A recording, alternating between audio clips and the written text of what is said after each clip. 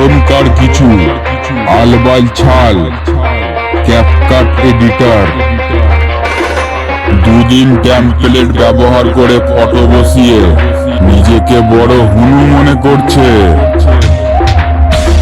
আরে তোরা তো তৈরি করা ইফের ব্যবহার করিস, আর সে বলে নাকি এলার মোশন নাকি সে অনেক আদি পার করে চলে এসেছে।